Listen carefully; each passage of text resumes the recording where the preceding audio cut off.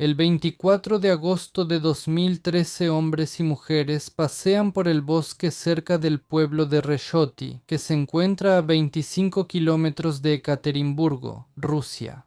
El clima es cálido, no hay viento, y por eso los recolectores de hongos primero notan el humo y solo después empiezan a percibir su olor. Un fino hilo de humo se eleva desde una fogata cerca del borde del bosque. Alguien otra vez no apagó bien la fogata, suspiran los esposos. Tendrán que hacerlo ellos mismos. El hombre y la mujer se acercan a la fogata y casi de inmediato se quedan paralizados, sin creer lo que ven. En la fogata yace boca abajo el cadáver desnudo de una mujer. El humo lleva hasta los esposos el olor a carne quemada, y la mujer se siente mal. La policía que llegó se lleva el cuerpo calcinado a Ekaterimburgo, al departamento forense. Apenas una semana después, identifican en él a Yulia Prokopieva, de 28 años, esposa del famoso fotógrafo Dmitry Loshagin. Y un año y medio después, el propio Loshagin irá a una colonia penal por quitarle la vida a su esposa, a pesar de la falta de pruebas directas en el caso. En su opinión, ¿por qué terminó tras las rejas? ¿Por qué está aquí? ¿Cuál es la razón, editor? Todavía no entiendo, sí, por qué este disparate está ocurriendo en mi vida. Pero usted sigue luchando, hasta donde yo sé.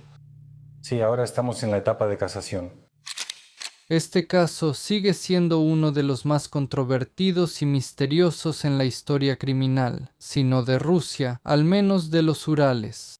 Hoy tenemos un episodio muy minucioso, y no en vano estoy grabando esta frase con una voz especialmente nasal y resfriada, porque hoy tendrán la oportunidad, basándose en todas las versiones, de sacar sus propias conclusiones y formar su propia opinión, la cual después pueden escribir en los comentarios. Y no lean los comentarios hasta que vean el video. Además, en el video a veces voy a confundir el apellido Prokopchik con Prokopchuk, y eso es terrible. Dmitry Loshagin nació en Ekaterimburgo en 1978, creció en una familia acomodada, era un niño querido. En la escuela, Dmitry se dedicaba a la fotografía y ya a los 16 años logró su primer éxito importante. En Crimea se organizó su primera exposición fotográfica. Después de la escuela, Loshagin ingresó a la Facultad de Economía de la Universidad Técnica Estatal de los Urales. Yo, habiendo obtenido una educación en economía, sin embargo, seguí desarrollando mi estudio fotográfico. No dejó la fotografía, al contrario, consiguió trabajo en la conocida agencia de modelos local Alexandri. Ahí trabajó como fotógrafo principal, director comercial y gerente de arte. Al mismo tiempo, Loshagin participaba en varios concursos y recibió premios en más de una ocasión. Después de la universidad, Loshagin decidió que se dedicaría al emprendimiento. Abrió su propio estudio fotográfico, que rápidamente se hizo famoso en Rusia y en el extranjero. Durante muchos años, él fue oficialmente el fotógrafo del concurso Miss Ekaterimburgo. En 2004, Loshagin conoció a quien sería su primera esposa, la modelo Tatiana Grigorieva. En ese entonces, la chica tenía 17 años. La pareja se casó en 2006. Tatiana después dio a luz a un hijo, Daniel, pero en 2010 se divorciaron. Sin embargo, los exesposos mantuvieron una relación profesional y Tatiana después participó en muchos proyectos de Loshagin. Poco tiempo después del divorcio, Loshagin comenzó a salir con Yulia Prokopieva, una modelo de 26 años de Nizhny Tagil. Con Yulia se conoció hace 10 años cuando la chica tenía solo 16. En ese entonces, soñando con convertirse en modelo, decidió participar en el concurso de belleza Miss Nizhny Tagil. La chica le gustó mucho a Dmitry y él le ofreció hacerle un portafolio gratis. Su relación en ese momento no se convirtió en nada más, pero Yulia recordó ese encuentro. Su relación se desarrolló bastante rápido. Loshagin le propuso a la chica hacer una sesión de fotos en la India y luego le pidió matrimonio. Se casaron en Praga. La ceremonia fue hermosa y romántica. Yulia conservó su apellido Prokopieva después del matrimonio. Poco después de la boda, Loshagin compró un loft de 2 pisos en Ekaterimburgo, a donde la pareja se mudó. Loshagin instaló su estudio en el loft y lo llamó Espacio de Arte Loshagin Loft. Allí reunía regularmente a la élite y a representantes de la bohemia fotográfica, artistas, fotógrafos y diseñadores. Las fiestas de Loshagin se distinguían por su escala, y tanto Yulia como Dmitri recibían a los invitados con gusto. Más o menos en ese periodo, Loshagin empezó a tener conflictos con su exesposa Tatiana. La mujer afirmaba que Loshagin dejó de pagar la pensión alimenticia para el niño y que ya no veía a su hijo, diciendo que el niño no era suyo y que por eso no tenía ninguna obligación de brindar ayuda económica. Yulia también contribuyó al enfriamiento de la relación. Ella sentía celos de Tatiana y no quería que trabajaran juntos. Tatiana se vio obligada a dejar la agencia de Dmitri y consiguió trabajo como gerente en el bar del Hotel Hyatt. Desde fuera, parecía que los esposos Loshagin vivían en perfecta armonía y se amaban locamente. Siempre se tomaban de la mano, se llamaban amor y decían lo felices que eran. En una de las entrevistas, Dmitri contó que su mayor sueño era convertirse en abuelo, caminar por la playa y tomar de la mano a Yulia toda la vida. Pero el hermoso cuento de hadas no duró mucho, todo terminó en tragedia. El 31 de agosto de 2013, la policía de Ekaterimburgo recibió una denuncia de Mikhail Ryabov, hermano de Yulia Prokopieva, quien vivía en Nizhny Tagil. Él contó que su hermana llevaba más de una semana sin dar señales de vida y que su esposo, Dmitri, se comportaba de manera extraña. Al día siguiente, los familiares de Yulia fueron invitados a identificar a una mujer cuyo cadáver fue encontrado el 24 de agosto a 50 metros del tracto Staromoskovsky en el bosque del pueblo de Resheti. Las cosas extrañas comenzaron desde entonces. Al reconocimiento solo llegaron la madre de Yulia, Svetlana Ryabova, y su hermano. Por su parte, Dmitri Loshagin se negó a ir a la morgue. Cuando Svetlana llegó a la morgue, le advirtieron: «Prepárese, el cuerpo que va a ver estuvo en el fuego». No quedaba casi nada de cabello ni de piel en el lado izquierdo. El rostro estaba quemado hasta los huesos. Svetlana sintió entonces que las piernas le flaqueaban. Reuniendo valor, ella entró en la sala de reconocimiento y, acercándose a la mesa, miró el cadáver. El cuerpo que yacía sobre la mesa realmente se veía horrible, pero la mujer no gritó por miedo. Desafortunadamente, debido a la censura de YouTube, no puedo mostrar algunos materiales documentales, así que los dejaré en el canal de Telegram de Strash Naughty. Vayan, suscríbanse y véanlo, el enlace está debajo del video.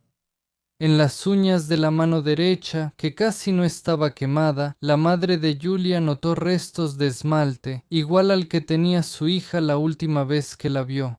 El cadáver sobre la mesa realmente podría pertenecer a Yulia Prokopieva. La muerte ocurrió como resultado de una fractura en las vértebras cervicales, informaron los expertos. Cuando el cuerpo fue incinerado, la víctima ya estaba muerta. Pero eso no le hacía sentir mejor a Svetlana, apenas podía mantenerse de pie. Le pidieron a Svetlana entregar al laboratorio una muestra de su ADN para identificar definitivamente a la fallecida. Era necesario hacer un análisis. Todavía existía la posibilidad de que ese cuerpo no fuera el de Yulia. Aún había una oportunidad de que el color del esmalte de uñas solo coincidiera por casualidad. Pero los análisis confirmaron, el cuerpo calcinado era el de Yulia Prokopieva. No había margen de error. Los investigadores se dirigieron de inmediato al lugar de residencia de los Loshagin. Dmitri, quien los recibió, parecía estar impactado por la noticia de la muerte de su esposa, pero se comportaba con bastante calma. No se resistió cuando le pidieron que fuera a la comisaría y dio su declaración de manera metódica, eligiendo cuidadosamente sus palabras. Loshagin declaró que no tenía ninguna relación con la desaparición de su esposa ni con su muerte. Según él, la noche del 22 al 23 de agosto hubo una fiesta en su casa en la que había más de 10 invitados. Yulia estuvo en la fiesta junto con él, y cuando los invitados se fueron, ella salió del departamento sin dar explicaciones y se fue a un lugar desconocido. Ella ya había hecho eso antes. A veces simplemente se escapaba en la noche, paseaba por la ciudad, caminaba por algún lugar y luego regresaba a casa como si nada hubiera pasado. Por eso él no se preocupó cuando ella desapareció, por eso tampoco fue a la policía. Él estaba seguro de que su esposa volvería. Julia tenía ese rasgo de carácter. Ella era muy impulsiva, se dejaba llevar fácilmente por las emociones y reaccionaba de manera intensa a todo, declaró Loshagin. Incluso sucedía que se iba al extranjero, y luego yo la llamaba y le preguntaba dónde estaba, y ella me decía, estoy en Estambul, pronto regresaré. Sin embargo, los investigadores no creyeron en su explicación. Además, los familiares de Julia afirmaron al unísono que ella no tenía ese rasgo de carácter y que la pareja siempre viajaba junta. Y después del interrogatorio, Dmitry Loshagin se convirtió en el principal sospechoso. Su comportamiento en esos días realmente fue sumamente sospechoso. El 2 de septiembre, Loshagin publicó un anuncio para vender su departamento tipo estudio, el cual valoró en 50 millones de rublos. Por supuesto, cuando hablamos de departamentos tipo estudio, no nos referimos a un departamento de una recámara con cocina integrada, sino a un departamento más un estudio de trabajo, el loft de Loshagin. Ese mismo día, él dejó el departamento y desapareció sin que se supiera a dónde fue, y se emitió una orden de búsqueda en su contra. El 3 de septiembre de 2013, Dmitry Loshagin fue detenido en Perburalsk. Durante el registro, los agentes le confiscaron boletos de avión a Moscú y Simferópol. Loshagin declaró que no planeaba volar a ningún lado y que fue a Perburalsk simplemente por unos asuntos. Sin embargo, nuevamente no opuso resistencia durante la detención. Comenzaron los interrogatorios repetidos y, literalmente, en ese momento, Loshagin empezó a contradecirse en sus declaraciones. Al principio, él declaró que el 23 de agosto Julia salió de la casa y se fue en una dirección desconocida, llevándose su pasaporte y su bolso. En ese momento supuestamente pensó que su esposa se había ido a casa de una de sus amigas. Sin embargo, cuando registraron el departamento de Loshagin, el pasaporte estaba en su lugar. Además, en el departamento también encontraron el iPhone de Julia, que ella usaba para negociaciones de trabajo. Los familiares y conocidos de la mujer afirmaron al unísono que ella nunca se habría ido de viaje sin su teléfono. Luego, Loshagin declaró que Julia se fue de la casa la noche del 23 de agosto en su auto, pero el vehículo fue encontrado en el estacionamiento cerca de su casa. Al enterarse de esto, Loshagin declaró que él mismo llevó el auto al estacionamiento y que el vehículo apareció de manera misteriosa bajo sus ventanas el 24 de agosto durante el día. ¿Por qué no llamaron a la policía?, fue la pregunta. Después de todo, alguien llevó el auto con el que su esposa se fue justo debajo de sus ventanas. Loshagin tuvo dificultades para responder, después de lo cual se negó a responder más preguntas. También se negó a someterse a la prueba del polígrafo, reiterando que no era culpable de nada. Los invitados a la fiesta mencionados por Loshagin, que fueron entrevistados durante la investigación, no pudieron proporcionar ninguna información adicional. Julia realmente estuvo presente en el evento, parecía feliz y alegre, y al parecer no tuvo ninguna pelea con Loshagin. Sin embargo, nadie pudo recordar a dónde se fue después de las 11 de la noche, pero eso en sí mismo no significaba nada. Los investigadores se encontraron en un callejón sin salida. No había pruebas directas de que Loshagin fuera culpable de causar la muerte de su esposa. Además, no había motivos claros. El hermano y algunos amigos de Julia afirmaban que la familia de Loshagin estaba pasando por una crisis y que Julia estaba lista para divorciarse. Según ellos, a Loshagin le gustaba demasiado la vida bohemia. Siempre necesitaba inspiración, pasión. Él tuvo una amante y su esposa se enteró de eso. Julia era una mujer orgullosa y no se quedó callada. Empezaron las peleas, Loshagin se volvió agresivo, podía levantarle la mano a Julia, agarrarla de los brazos en medio de una pelea. Sin embargo, algunos amigos de Loshagin afirmaban que quien fue descubierta siendo infiel fue la propia Julia. Además, a la fallecida le detectaron VIH recientemente. Loshagin estaba furioso. Fue precisamente por eso que empezaron las peleas. Discutimos muy fuerte, pero se nos pasa muy rápido. O sea, literalmente en 3 o 4 minutos ya estamos haciendo las paces y besándonos. Y seguimos reconciliándonos. Sí, pero suele ser muy intenso. Bueno, dime, ¿qué tan intenso? Bueno, si a Dima no le gusta algo mucho, puede arrebatar una copa de vino. Creo que algo ya está pasando. Le digo, Amura, ¿entiendes lo que estás haciendo? Sí, ya me estoy resignando. La versión se filtró a la prensa, pero luego esa información no se confirmó. Tatiana Grigorieva, la exesposa de Loshagin, declaró a la investigación que vio a Yulia la noche del 23 de agosto en el club nocturno Pushkin. Ella no estaba sola, estaba con un grupo, varios hombres. No conozco a ninguno de ellos, declaró Grigorieva.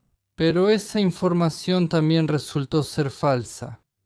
Según los resultados de los registros telefónicos, Sotova fue identificada. Por el teléfono de Loshagin se estableció que el 23 de agosto él estuvo en la zona donde encontraron el cuerpo de su esposa.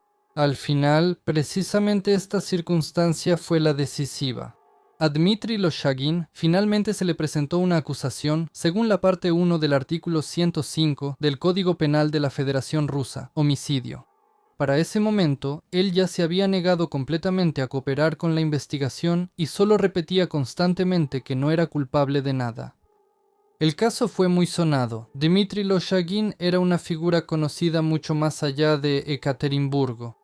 La investigación fue transferida a la primera sección de investigación de casos especialmente importantes del Comité de Investigación de la Federación Rusa para la región de Sverdlovsk. Los canales federales y locales emitieron varios reportajes sobre el caso. En septiembre de 2013, los abogados de Loshagin presentaron ante el tribunal una solicitud para cambiar la medida cautelar de arresto por la de prohibición de salir de la localidad.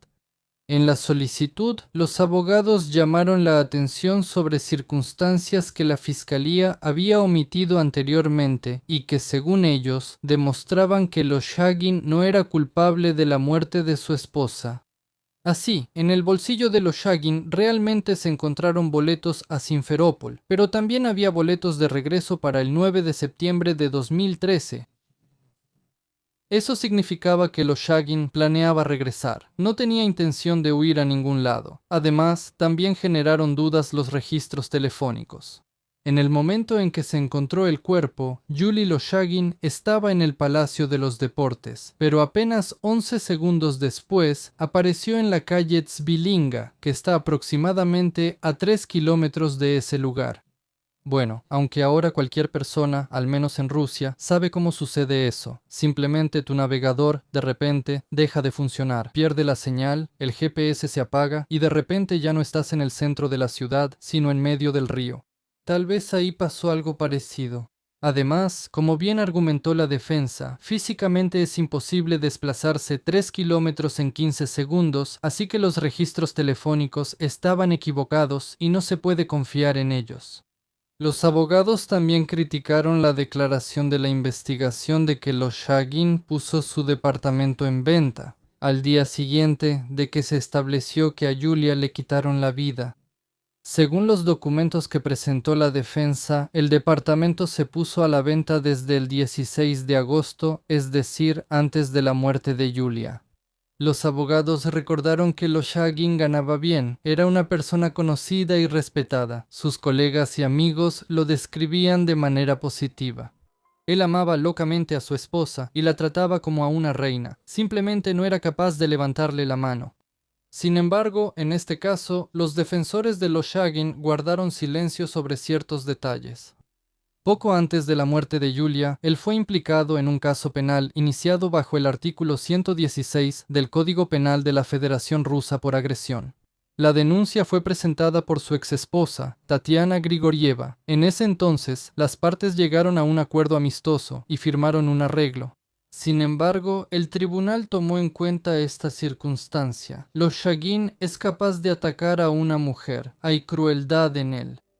La medida cautelar se mantuvo sin cambios. La investigación oficial concluyó el 10 de julio de 2014 y el caso fue remitido al tribunal.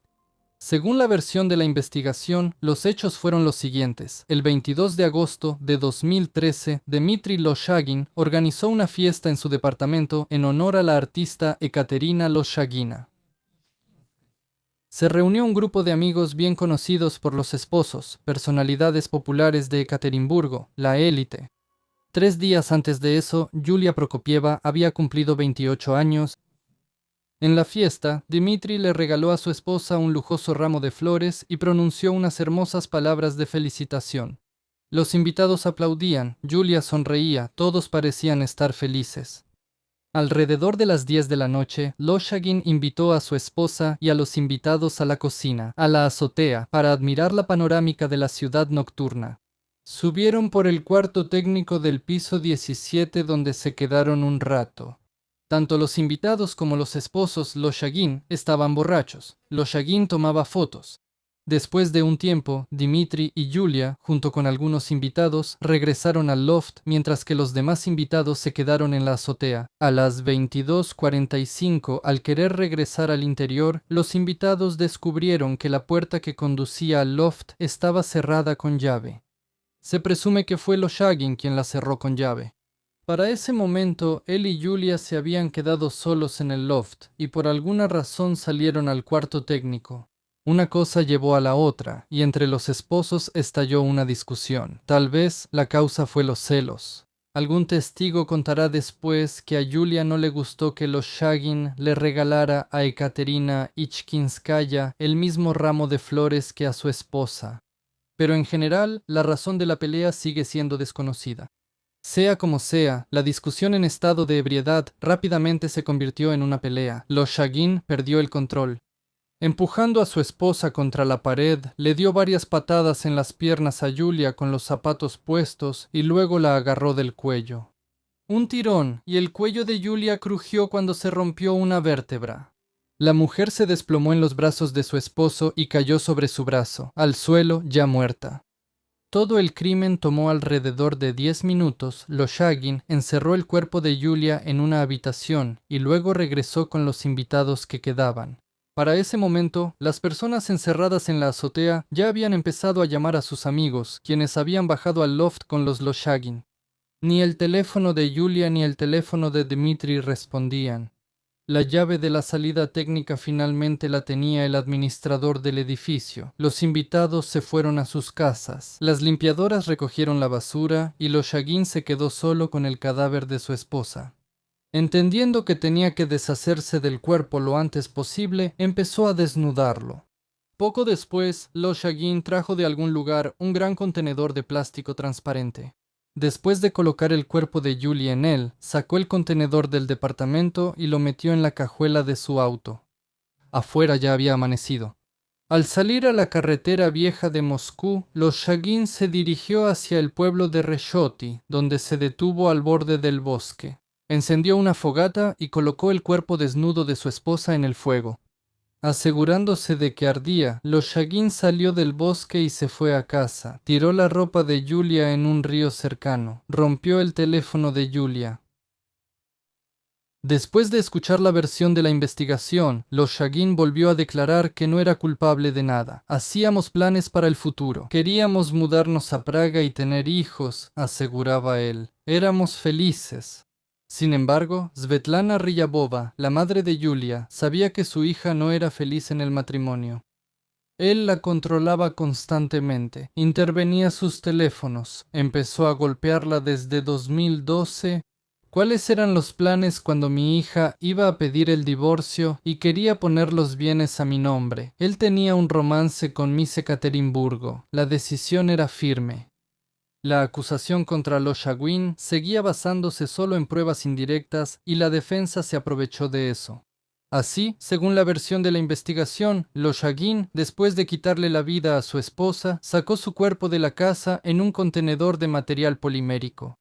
La defensa, sin embargo, afirmaba que eso simplemente era imposible. En el loft había gente en ese momento. Discutir en silencio con su esposa, y mucho menos golpearla, Loshagin definitivamente no habría podido hacerlo.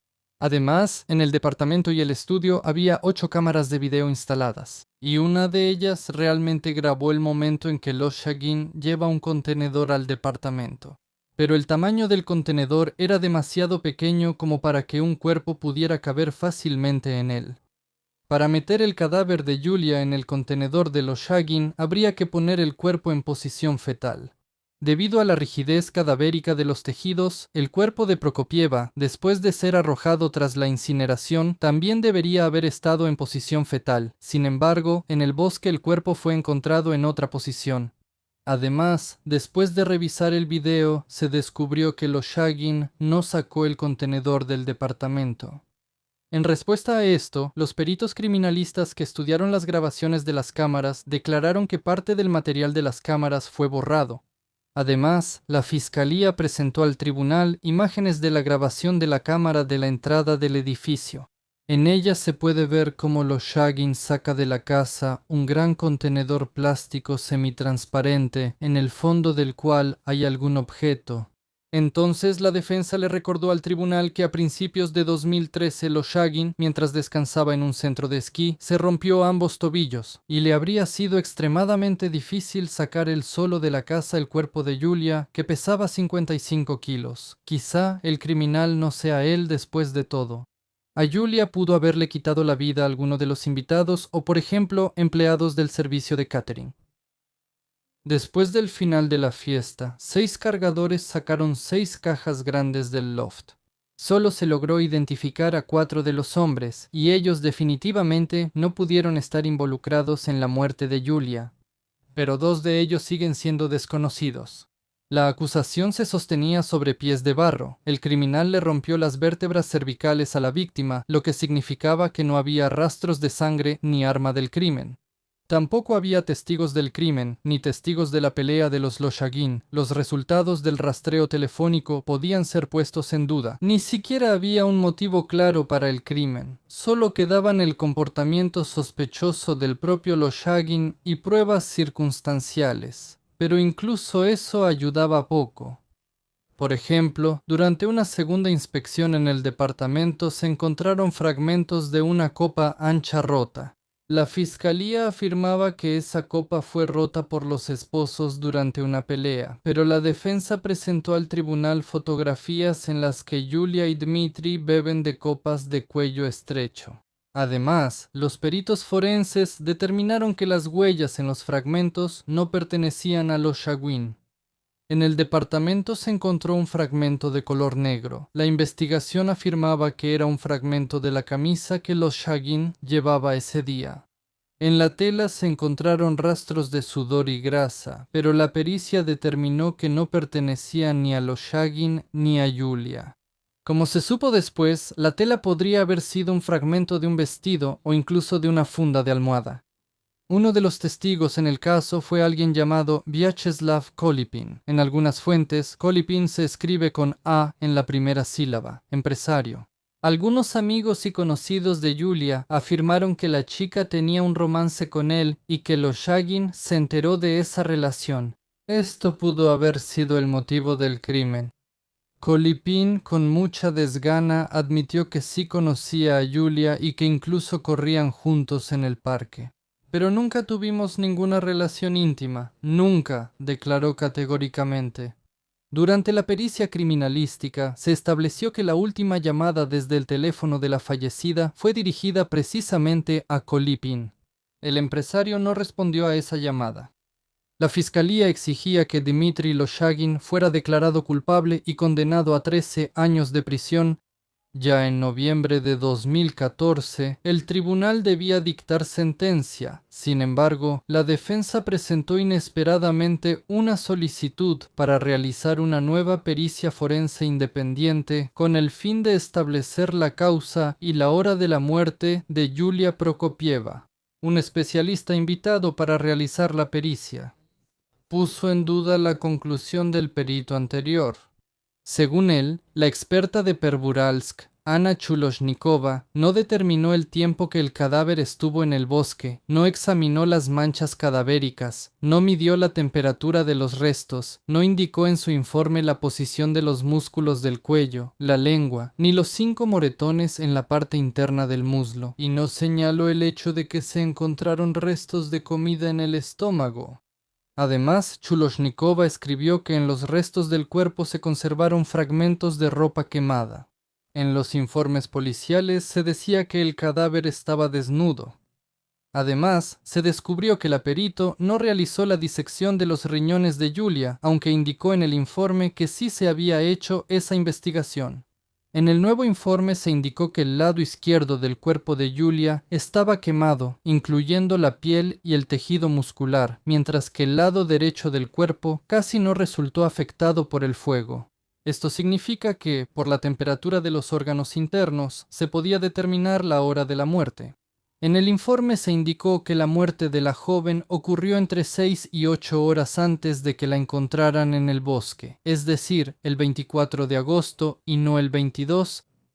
Además, el perito también señaló que, para romperle el cuello a su esposa con las manos, Loshagin debía poseer una gran fuerza física. Según el perito, el acusado no pudo haberle causado esas lesiones a Julia. La pericia debilitó definitivamente la acusación.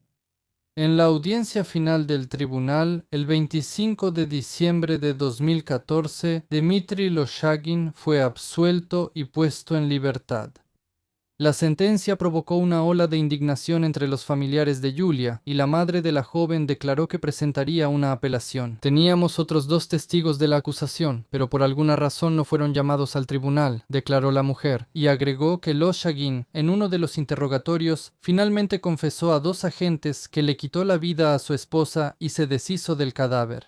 La mujer no quiso dar los apellidos de los agentes en ese momento, pero prometió llevarlos al tribunal.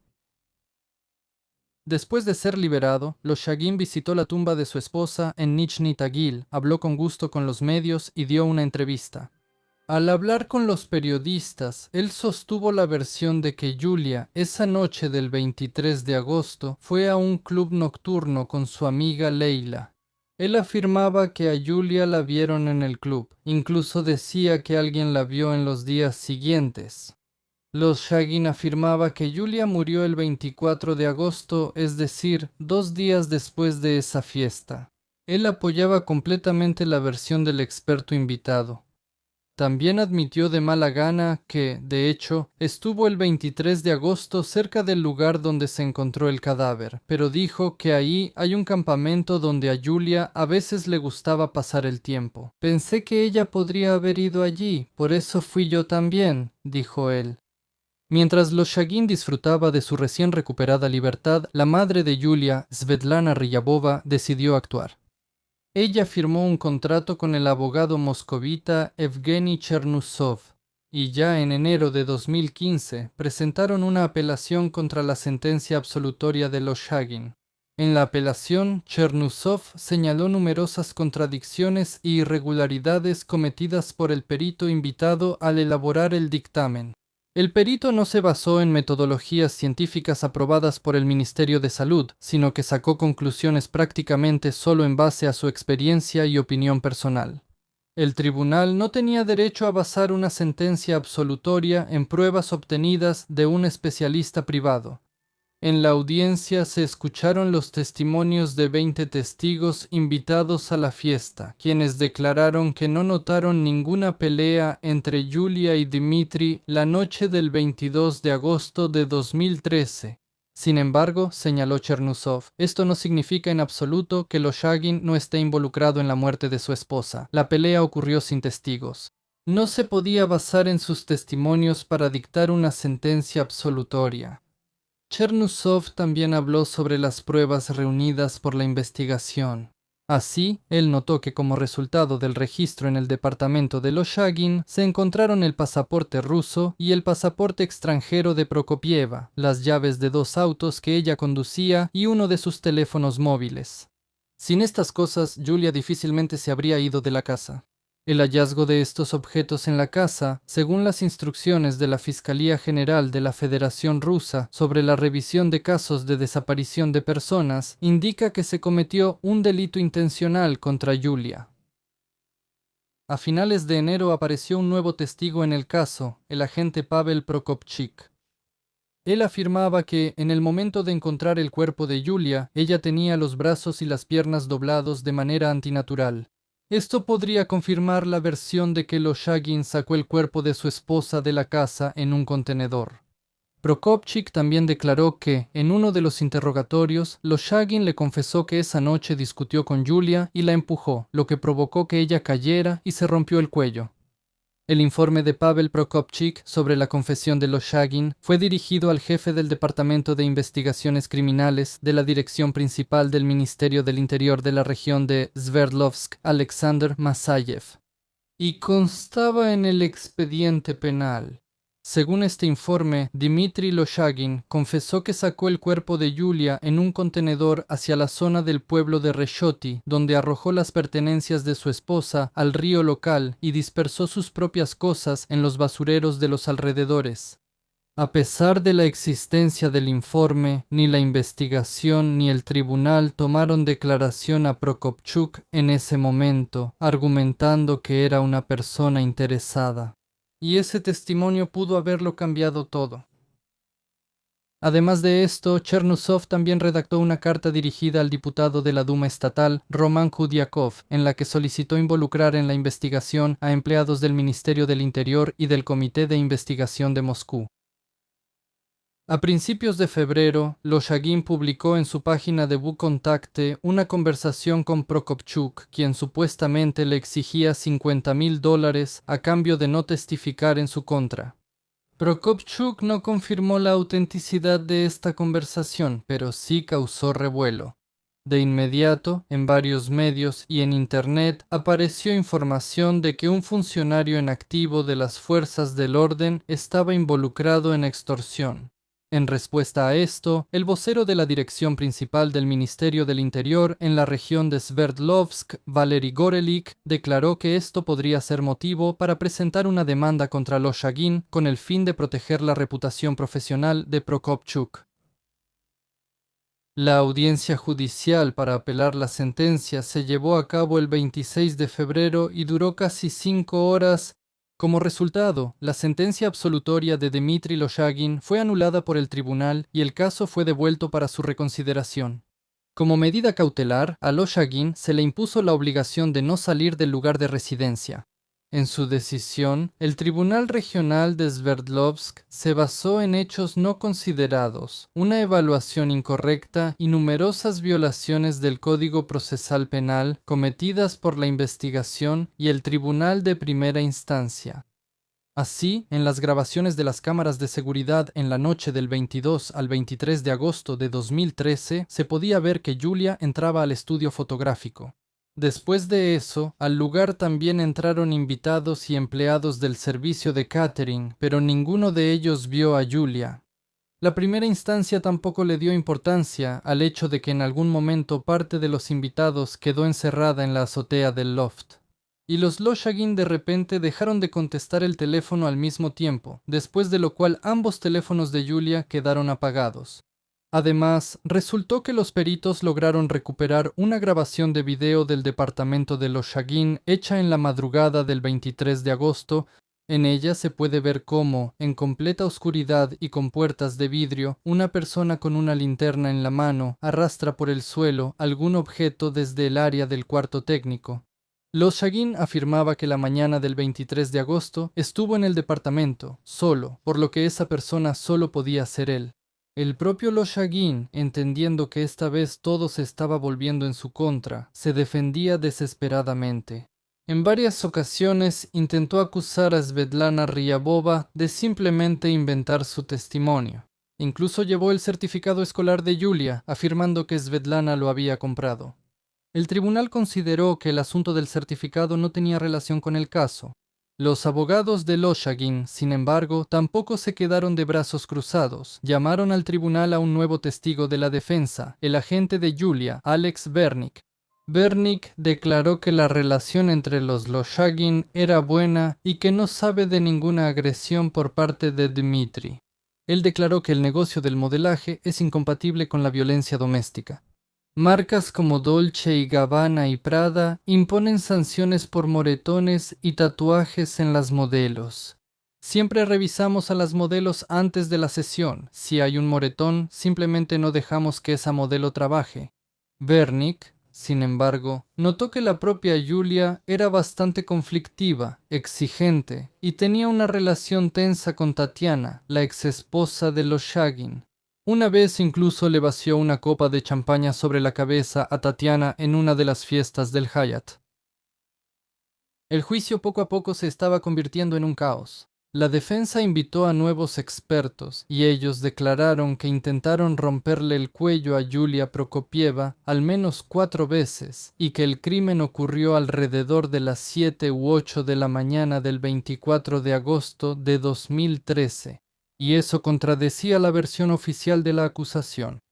También surgió información de que poco antes de su muerte, Yulia fue agredida en el ano con un objeto contundente. El 15 de abril, Tatiana Grigorieva se presentó en el tribunal. Ahora, la mujer ya no defendía a su exesposo. Tatiana declaró que en la primera audiencia, Loshagin le confesó que accidentalmente le quitó la vida a Yulia cuando la empujó durante una pelea y ella cayó. Se llevó el cadáver al bosque. No llamó a la policía porque en el loft había sustancias prohibidas. Grigorieva también declaró que Loshagin a menudo se quejaba ante ella del comportamiento de Yulia. La mujer realmente quería el divorcio, pero Loshagin estaba en contra. Y entonces ella empezó a chantajearlo diciendo que presentaría una denuncia ante la policía por la presencia de sustancias prohibidas en el departamento.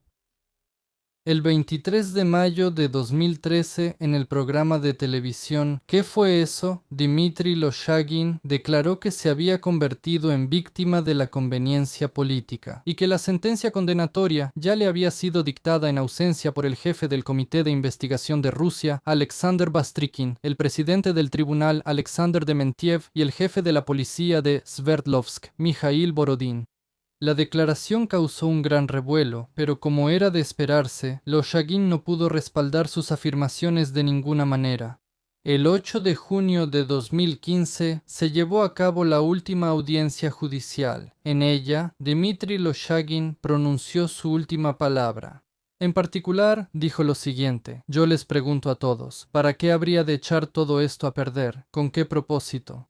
Los celos no están probados y al menos es algo tonto. ¿Dinero? No obtengo ningún beneficio financiero de la muerte de mi esposa, porque simplemente estoy loco y soy un idiota.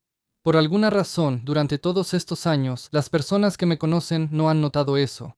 Así nada más. Incluso si no nos amábamos, ¿por qué no les hice nada a mis 3 esposas anteriores? Me pregunta por qué rechacé el polígrafo, le respondo, no le creo. Y antes de pasar a la sentencia y a lo que sucedió después, intentaré entender qué tipo de persona es Dmitry Loshagin. Y él, por lo visto, es una figura compleja y contradictoria, que combina rasgos de un creador carismático y de un manipulador frío. Su personalidad puede describirse como narcisista, con rasgos marcados de trastorno antisocial. Sabía cómo dar la impresión de ser una persona exitosa y encantadora, rodeada de admiradores y de la élite creativa, pero detrás de esa fachada se ocultaba una tendencia al control, la agresión y la mentira patológica. El retrato psicológico de Loshagin se basa en varios rasgos clave. En primer lugar, es un narcisismo extremo.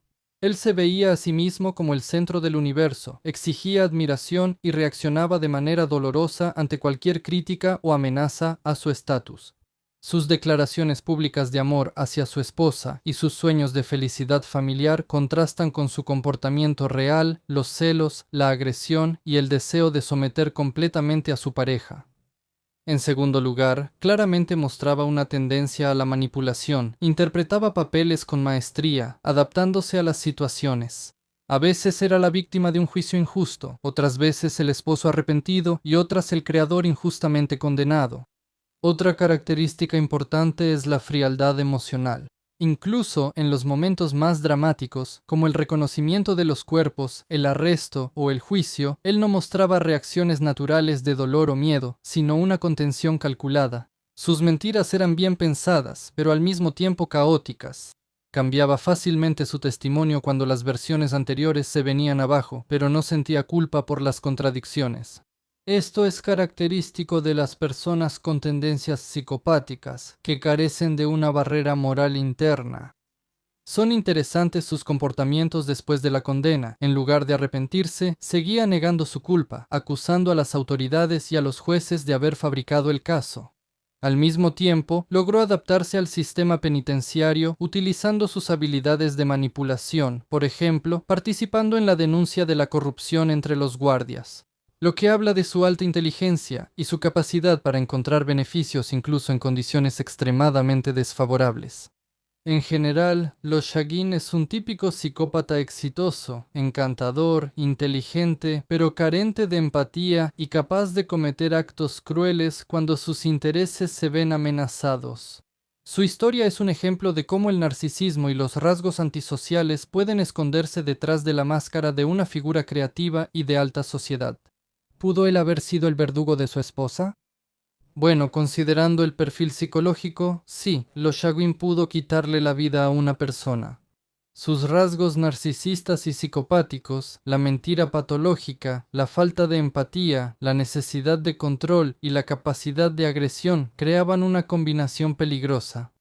Primero, el motivo. Los narcisistas no toleran perder el control sobre las personas que consideran suyas. Si Julia realmente planeaba irse, como afirmaban sus allegados, eso pudo haber provocado su furia.